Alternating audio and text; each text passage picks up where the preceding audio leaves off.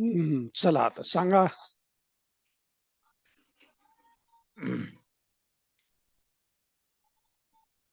जय Gurudev sir.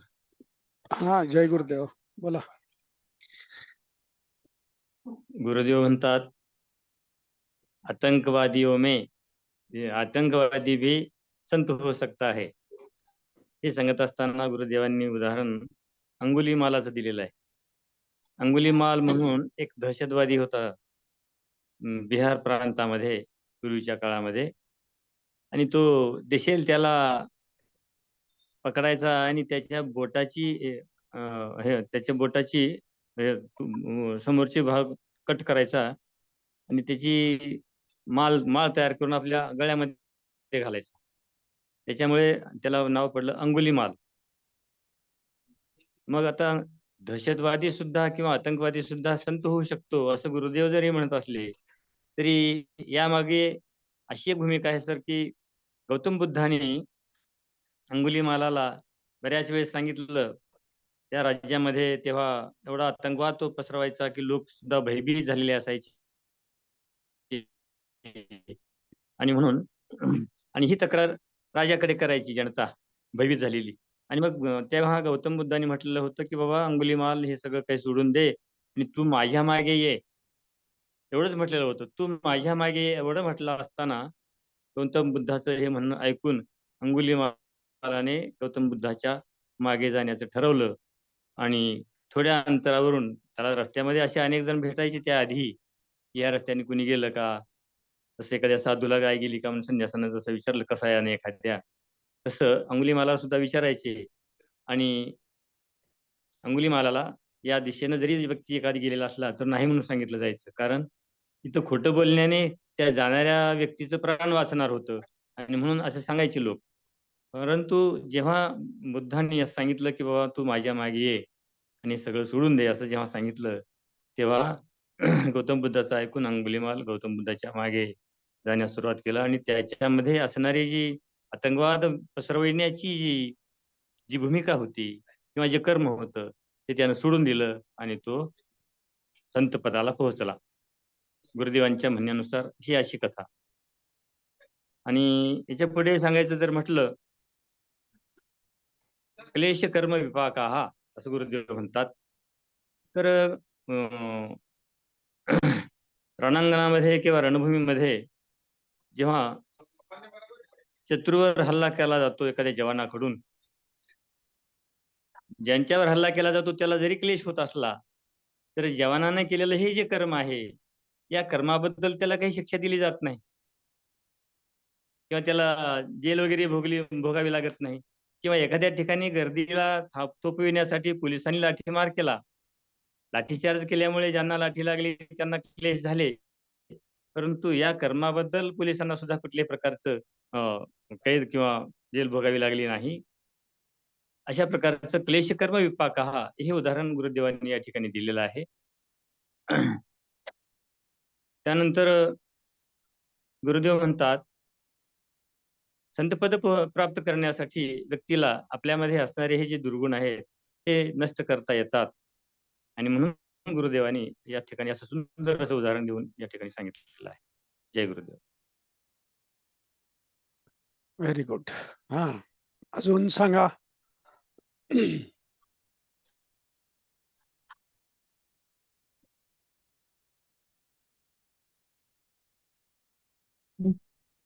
Gurudev म्हणतात, जिज्ञासा तीव्र नाही होती तब तक समाधी नाही लगती. म्हणजे त्याच्यात तीव्रता पाहिजे. यस, बरोबर.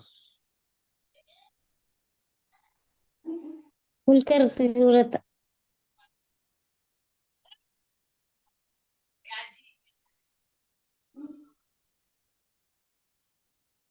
पुन्हा एका ठिकाणी गुरुदेव म्हणतात की प्रियः सर्वभूतेषु, सर्व भूतमात्रामध्ये प्राणीमात्रामध्ये प्रेम आहे, दया आहे.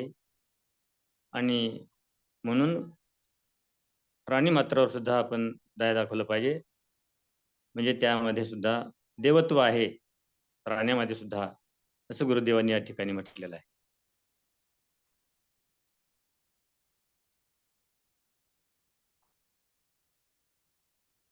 जय गुरुदेव. जय गुरुदेव. आज गुरुजी आपल्याला तीव्रता आणि ईश्वर म्हणजे काय ह्या दोन गोष्टींवर थोडं फोकस केलं. पहिल्यांदा तर सांगितलं की तीव्रतेनं प्रत्येक गोष्ट केली पाहिजे म्हणजे फुल इंटेन्सिटीनं, जसं की लहान बाळ प्रत्येक गोष्ट त्याचं रडणं, हसणं, कोणत्याही गोष्टीसाठीचं रडणं, जसं ते रोमातून रडतं, तसं आपण पण प्रत्येक गोष्ट सहजतेनं आणि खुलेपणानं जर केली, तर आपण त्या इंटेन्सिटीला पोहोचू शकतो. नाहीतर आपण कसं प्रत्येक गोष्ट घाबरत आणि लाजत करतो, तसं करू नका म्हणतात ते. घुटन में मत जियो असं एक म्हटलं की फुल इंटेन्सिटीनं करा. आणि असं जेव्हा आपण पूर्ण तीव्रतेनं करू, तेव्हा आपण डिप्रेशनमध्ये जाणार नाही. मग काही साधक म्हणजे वेळ घालवण्यासाठी किंवा मनोरंजनाची इतर साधनं जर नसतील, तर साधना करतात. काही जण दाखवायला करतात. तसं नको. जे काही आहे ते आपल्याला आतून स्फुरलं पाहिजे, अंतःप्रेरणेनं आलं पाहिजे. आणि तीव्रता जर असेल तरच समाधी लागेल. आणि मग ईश्वराची लक्षणं सांगितली, की ईश्वर सच्चिदानंद स्वरूप आणि चैतन्य स्वरूप आहे. ईश्वर क्या है तर सच्चिदानंद स्वरूप आहे आणि जिथं क्लेश आहे तिथं आनंद नाही. आणि जिसकी मौजूदगी से सब होता है, सब चल रहा है, वही ईश्वर है. हे अगदी शेवटचं वाक्य छान हो, होतं. अगदी राईट. गडी.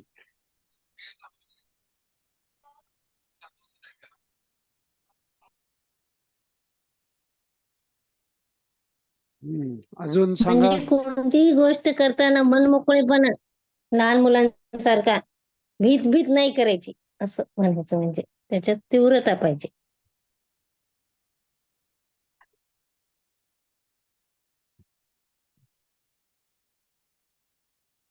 सांगा, अजून सांगा. त्यासोबतच परमपूज्य गुरुदेव म्हणतायत की जे गोष्ट तीव्रतेने होते ती तेव्हाची तेव्हा आपण व्यक्त करून मोकळे होतो. पण जसं जसं आपण मोठे होत जातो तर आपल्या भावना आपण दबून ठेवतो. एखाद्या विषयीचा राग आपल्याला आला तर तो आपण लगेच व्यक्त करत नाही आणि तो वर्षानुवर्ष चालत राहतो. पण लहान बाळ कसं आहे, त्याला काही हवा असेल आणि त्याला राग आला असेल तर तेव्हा 100% देऊन तो व्यक्त करतो आणि मोकळा होतो. असं पण गुरुदेवांचं म्हणणं आहे. करेक्ट.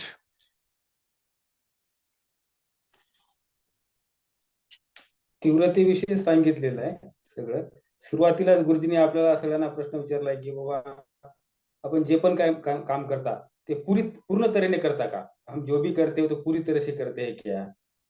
नाही, म्हणजे काही असं करायचं म्हणून लोकांना वाटायला पाहिजे म्हणून असं या पद्धतीने करतो. पण तसं नाही. मुलं जसं करतात तसं. त्यांनी जसं सांगितलं ज्यांच्यामध्ये तीव्रता आहे ते समाधीच्या जवळ आहे. आणि मुलांचा स्वभाव तीव्रता आहे.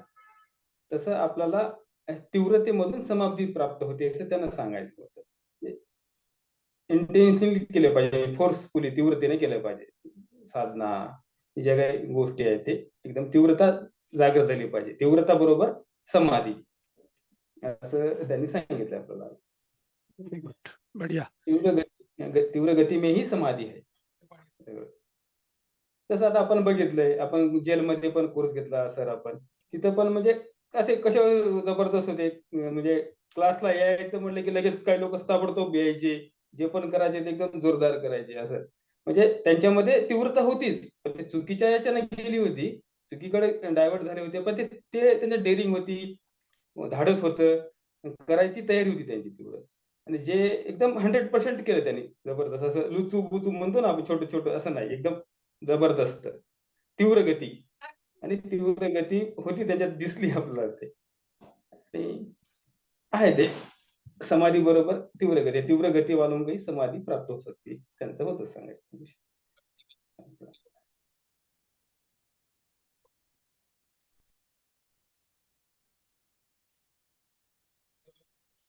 जास्त संभावना असते म्हणतात ना गुरुदेव.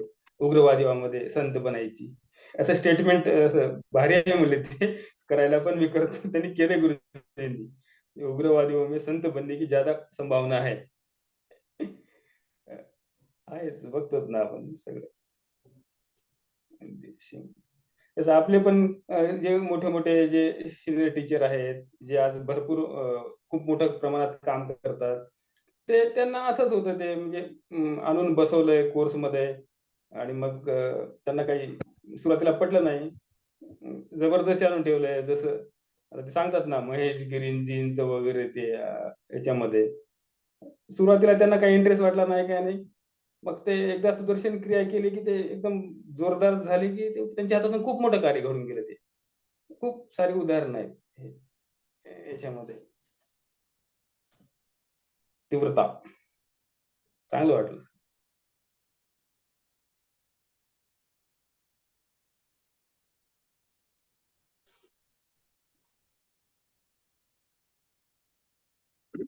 अजून कोणी सांगा?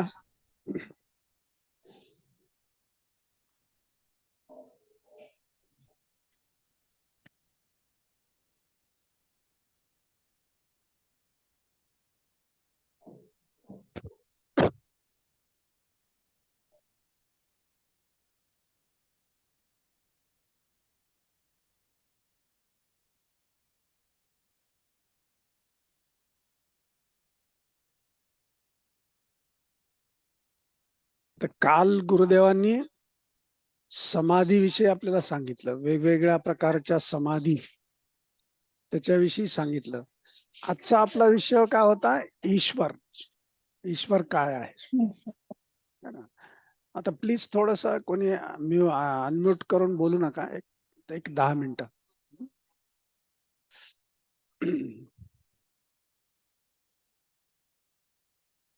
तर समाधी कुणाला लागते? तर ज्यांच्यामध्ये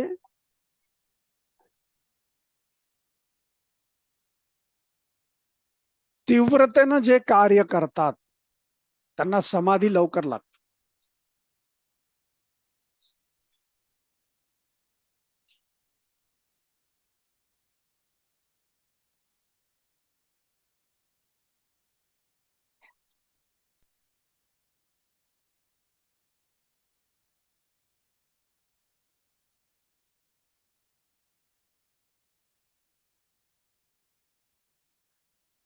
आपली काय होते माहिती का?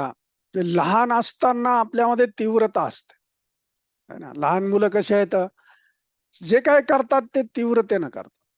रडायचं असेल तर रोमारोमातून रडतात, हसले तर रोमारोमातून हसतात. पण जसं जसं आपलं वय वाढत जाते तसं तसं आपली तीव्रता कमी होते. आणि ती तीव्रता जर कमी झाली तर आपल्याला समाधी लागायला वेळ लागतो, है की नाही? तर मग त्यासाठी जे काही तीव्रतेनं करणारे लोक आहेत तर त्यांना समाधी लवकर लागते. म्हणून सांगितलंय, जेलमध्ये गेलो तर जेलमधले जे कैदी असतात तर त्यांच्यामध्ये त्यांचा मार्ग चुकलेला आहे, परंतु तीव्रता तशी आहे त्यांच्यामध्ये. जे करतात ते फुल इंटेन्शन न करतात. आणि मग त्यामुळं काय होते की तशा लोकांना समाधी लागते, लवकर लागते. म्हणून गुरुदेवांनी काय सांगितलं की जो आतंकवादी है वो जल्दी से बाकीच्यांपेक्षा तो लवकर संत होऊ शकतो, त्याला जर योग्य गुरु मिळाला तर. जसं अंगुलीमालचं उदाहरण सांगितलं त्यांनी. ते अंगुलीमालला योग्य गुरु मिळाला तर त्याला संतत्व लवकर प्राप्त झालं, है की नाही? पण आपण काय करतो की तेवढ्या तीव्रतेनं करत नाही आपण, है की नाही? राग करायचा तर थोडासा राग करायचा, त्याला मध्ये दाबायचं, पुन्हा काही दिवस ठेवायचं आणि मग ते थोडा राग हे कर, आपला राग 2 वर्ष 3 वर्ष चालतो,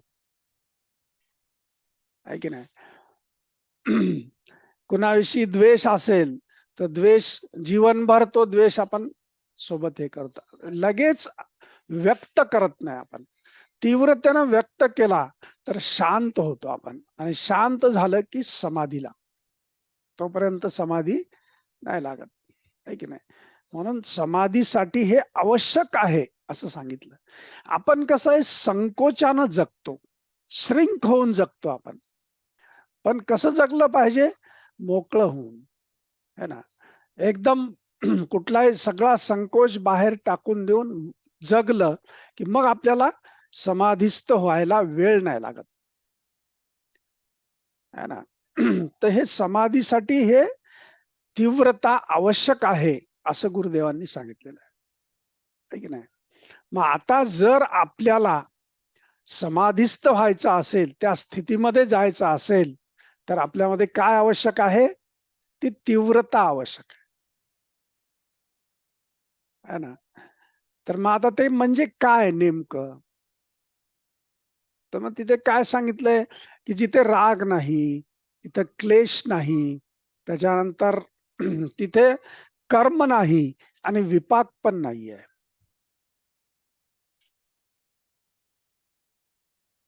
तर तिथे आपल्याला समाधी लागते. आता ईश्वर, आता यासाठी मग काय आहे की आपण ईश्वर प्रणिधान नावाची जी समाधी आहे तर ती कशी आहे? तर त्याच्यामध्ये सगळ्यात आधी काय समजून घ्यावं लागेल, ईश्वर म्हणजे काय? तर ईश्वराचं एका ह्याच्यामध्ये सांगितलं, एका शब्दामध्ये, सच्चितानंद. म्हणजे काय? सत. सत म्हणजे सत्य. चित्त म्हणजे चैतन्य आणि आनंद म्हणजे आनंद स्वरूप आहे की नाही. मग आता सत्य काय आहे? तर तिथे आपण काय करतो की देव आहे, ईश्वर आहे, तो ह्याच्यावर आला, कुठल्या वाहनावर बसून आला, नाही का. त्याच्यानंतर कुठल्या अशा वेगवेगळ्या कल्पना करतो आपण, इकडून आला तिकडून आला. पण तो कुठे आहे? तर आपल्या आतमध्येच आहे. तर त्याला इकडे तिकडे कुठे फिरायची गरज नाही. पण तो केव्हा असतो? तर जेव्हा क्लेश नाहीये, जेव्हा कर्म नाहीये आणि कुठला विपाक पण नाहीये, अशा स्थितीमध्ये ईश्वर दर्शन होत आहे की नाही. आणि त्याचं स्वरूप कसं आहे? सत, चित्त आणि आनंद. जसं त्या ह्याचं उदाहरण दिलंय, ते काय चाकाचं उदाहरण दिलंय. तर चाकाचा सेंटर जो असतो तो कसा आहे? स्थिर आहे. पण बाकीचं चाक कसं आहे? पूर्ण फिरते. पण ते कशामुळे फिरतंय? ते जे केंद्रस्थानी जे स्थिर असतंय त्याच्यामुळे ते सगळं चाक फिरतंय. जसं त्याच्या नुसत्या होण्यानं सर्व काही होतंय, तो ईश्वर आहे. सूर्याचं उदाहरण दिलेलं आहे ना. सूर्य स्वतः काही करत नाही, परंतु त्याच्या होण्यामुळं ही सगळी सृष्टी चालते. तर तो ईश्वर आहे आणि तो आपल्या आतमध्येच आहे. तो कुठे इकडे तिकडे शोधायची आपल्याला गरज नाहीये, आहे की नाही. आणि तो कसा आहे? मेलेला नाही, मृत नाहीये. तर कसा आहे? चैतन्य आहे. त्याच्यात चैतन्य स्वरूप आहे तो आणि आनंद स्वरूप आहे. तर हे ईश्वराचं स्वरूप आहे. आणि हे जेव्हा आपण जाणतो त्यावेळेस मग ईश्वर प्रणिधान समाधीस्थ आपण होतो. तोपर्यंत आपल्याला ते होत नाही, आहे की नाही. नाही तर मग काय होतंय, आपण बाहेर शोध, बघा ना तुम्ही, कित्येक जण आहेत सगळीकडे बाहेर शोधत राहतात, है ना. तीर्थयात्रा करतो, वेगवेगळ्या देवांना जातो आपण, तिथे जाऊन दर्शन घेतो आणि प्रत्येक ठिकाणी काय शोधतो? मला कुठेतरी ईश्वर दर्शन होईल असं शोधतो. बरोबर आहे की नाही? होतंय ना असं. तर हे जाणून घेणं गरजेचं आहे की ईश्वर कुठे आहे, ईश्वर काय आहे, है ना. मग त्याची स्थिती काय आहे? तर जिथे कर्म नाही, विपाक नाही, क्लेश नाही. आता हे कशामुळे सांगितलेलं आहे? कारण आपल्याला ईश्वर काय आहे हे समजणं थोडंसं अवघड होत असेल, तर मग काय सांगितलंय की जिथे क्लेश नाहीये तिथे ईश्वराचं स्थान आहे की नाही. पुन्हा जिथे कर्म नाहीये, मग त्याच्यामध्ये खूप छान उदाहरण दिलंय की आता कर्म आहे पण त्याचा विपाक नाहीये. जसं आपल्या सरहद्दीवर सैनिक युद्ध करतो आणि बऱ्याच लोकांना मारतो, आहे की नाही. पण त्याच्याविषयी त्याला शिक्षा मिळते का? नाही मिळत, आहे की नाही. त्याला फळ नाहीये त्याच. जसं पोलीस आहे, पोलीस दंडे मारतो, एखाद्याला जखमी करतो, परंतु त्या जखमी करण्यामुळं त्याला कुठल्या प्रकारची शिक्षा होते का? म्हणजे तो विपाक आहे का त्याच्यामध्ये? नाहीये, आहे की नाही? म्हणजेच कसं आहे, कर्म आहे पण विपाक नाहीये, ही स्थिती. पण त्याच्याही पुढे जाऊन काय म्हणलेलं आहे की जिथे कर्म पण नाहीये आणि विपाक पण नाहीये, कर्म नाही तर विपाकचा प्रश्नच येत नाही, आहे की नाही? तर त्या स्थितीमध्ये ईश्वर आहे. म्हणून ईश्वर जो आहे तो सच्चित आनंद अशा प्रकारचा आहे. आणि मग त्याच्याविषयी जेव्हा आपण आसक्त असतो तेव्हा आपल्याला ईश्वर प्रणिधान समाधी आहे त्या ह्याच्यामध्ये आपण राहतो, समाधीस्थ राहतो आपण त्याच्या.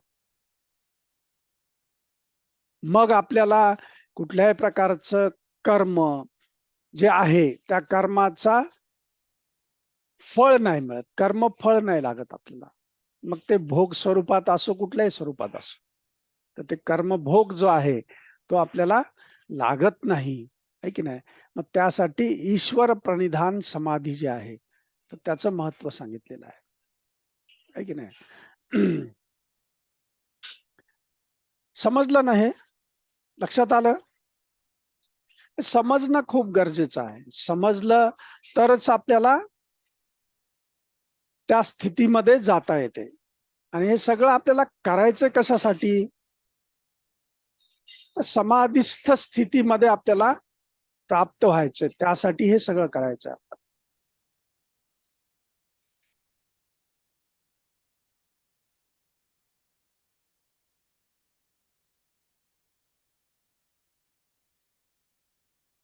अजून कोणाला काय विचारायचंय?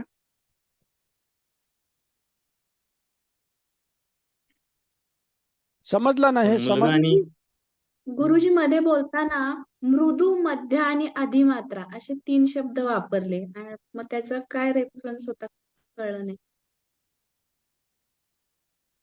कशाबद्दल होतं? थोडा मागचा पुढचा संदर्भ द्या म्हणजे सांगता येईल. आणि मग नंतर पुढे ते साधकांचं बोलले, म्हणजे वेळ घालवण्यासाठी वगैरे ते सांगितलं ना. पण मृदू, मध्य आणि अधिमात्रा असे 3 शब्द बोलले बघा ते. ते असं मला आधीच नंतरच आठवत नाही, पण ठीक आहे, ठीक आहे. आपण उद्या अजून त्याच्यावर थोडी डिस्कशन करू. याच्यामध्ये कोणाला समजलं असेल तर सांगा. आपल्या ह्याच्यामध्ये कोणी नसेल तर मग आपण उद्याच्याला त्याच्यावर डिस्कशन करू. दुसरं कोणाला समजलं असेल तर सांगा. कदाचित ते 3 प्रकार जे सांगितले साधकांचे त्याच्याशी रिलेटेडच काहीतरी असेल. हा, हे 3 असेल शब्द असेल. होते आणि हे 3 प्रकार पण होते ना.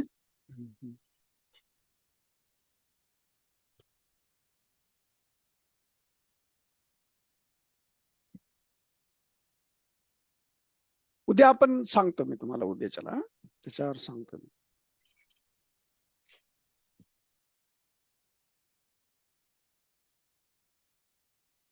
बाकी कोणाला काय विचारायचं आहे अजून?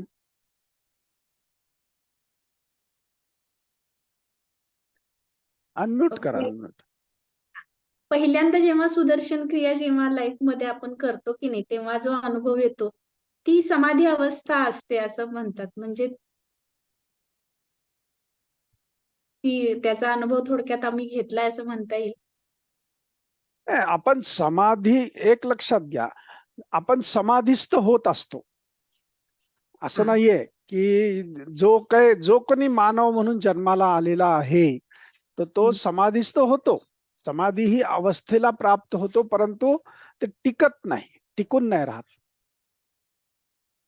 आणि त्याची जाणीव नाही होत, त्याचं ज्ञान नाही होत आपल्याला, आहे की नाही? पण त्याचं ज्ञान झालं, त्याची जाणीव झाली आणि तिथे आपलं म्हणजे उदाहरण कसं सांगितलेलं आहे की दृष्टामे टिकना. आपण दृष्टामध्ये जातो नाही अशातली बाब नाही. बऱ्याच वेळेस आपल्या ह्याच्यामध्ये तसं होतंय, परंतु आपण कसं जातो ते ज्ञानपूर्वक नाही जात आणि मग त्या ठिकाणी टिकत नाही आपण. मग आता हे सगळं जे काय आपल्याला करायचंय ते कशासाठी करायचं? दृष्टामे टिकना.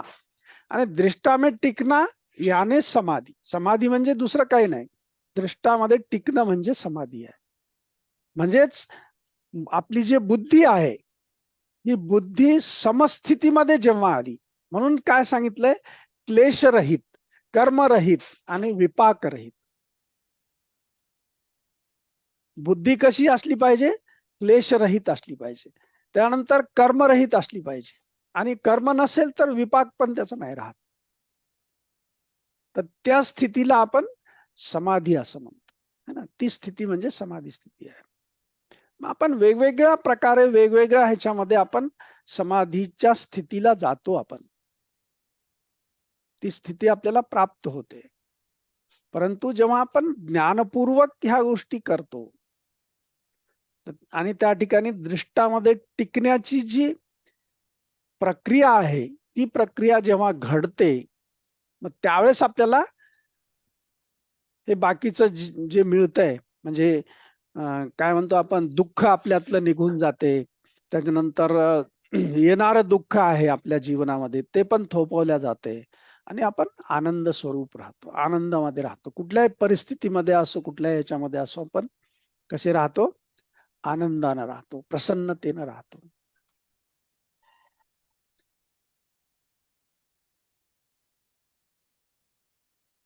समाधीचे वेगवेगळे जे प्रकार सांगितले ना गुरुदेवांनी, त्याच्यामध्ये आपण क्रिया केल्यानंतरचा जो अनुभव येतो आपल्याला, म्हणजे आपण स्थिर होतो ना एका लेवलला, त्या म्हणजे आपण शारीरिकरित्या स्थिर होतो, मानसिकरित्या स्थिर होतो, आणि मग ती समाधी अवस्थाच आहे आपली.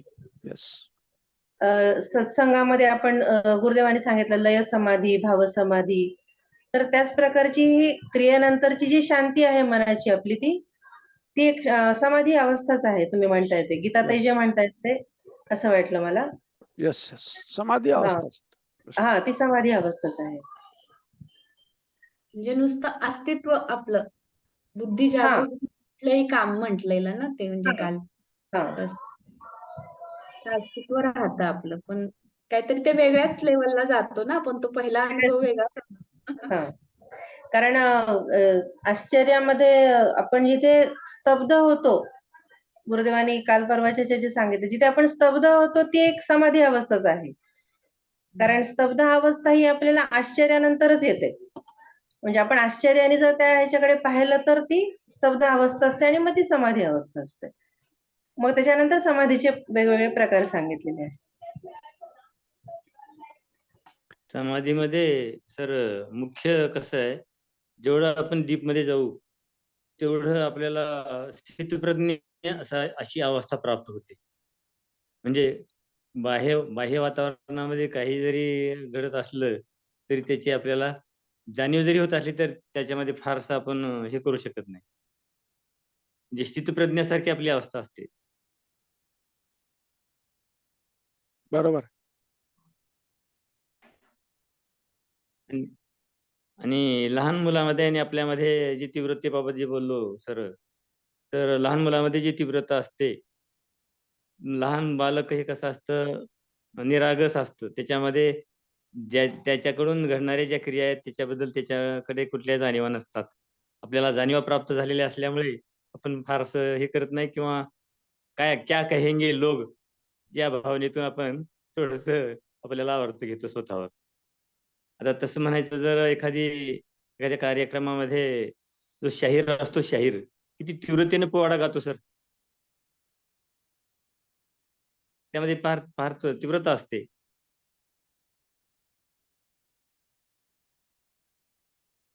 एक लक्षात घ्या, तीव्रता असेल म्हणजेच समाधीस्थ राहतो असं नाहीये.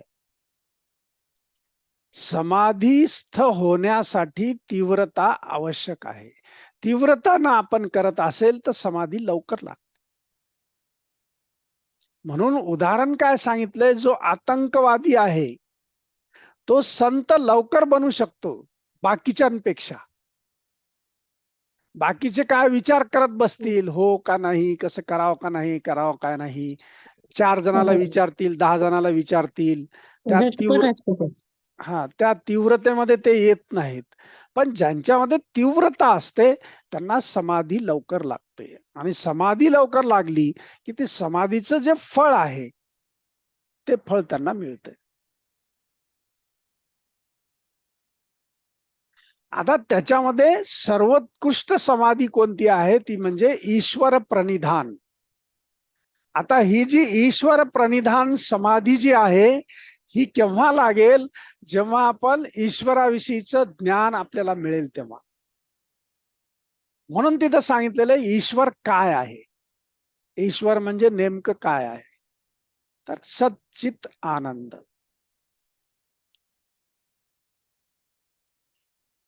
ते ज्ञान प्राप्त झालं की मग ती जी समाधी असेल ती ईश्वर प्रणिधान समाधी आहे.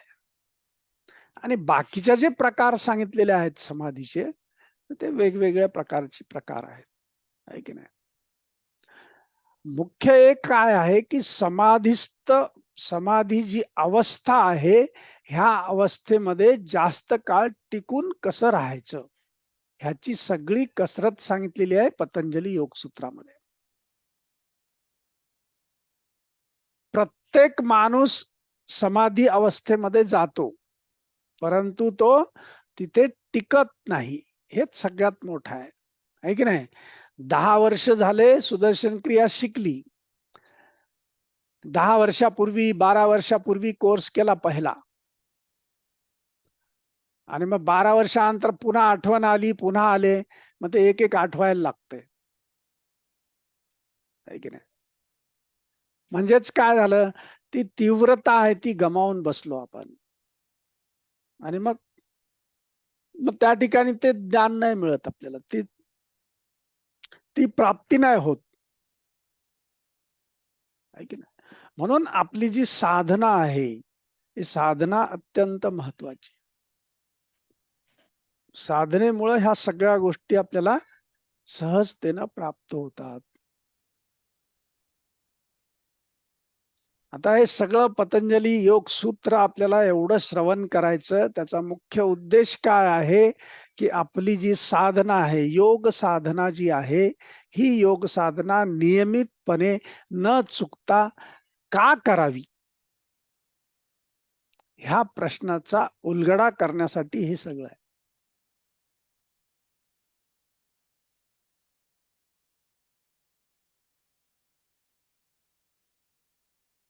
आणि त्याच्यात पुन्हा काय सांगितलेलं आहे की तुम्हाला ईश्वर प्रणिधान समाधीमध्येच जायला पाहिजे असं काही नाहीये.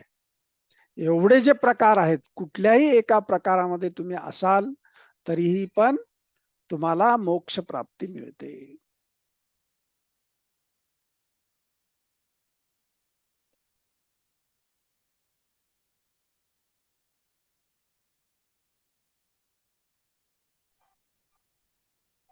ज्ञानाच्या बाबतीत तेवढे आपण हे नाही आहेत, तर भक्तीच्या मार्गाने मिळते, आहे की नाही. भक्ती श्रेष्ठ सांगितलेली आहे की नाही.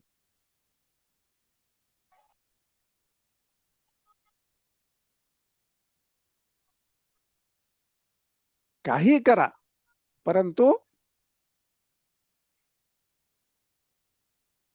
तुमच्याकडे त्या स्थितीमध्ये प्राप्त झालं पाहिजे. नेटवर्क नाही काही बरोबर.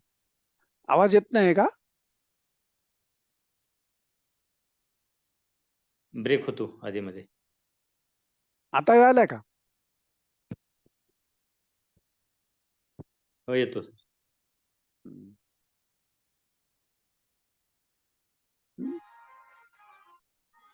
ते भक्तीमध्ये गुरुदेवांनी सांगितले ना, श्रद्धायुक्त भक्ती पाहिजे. यस.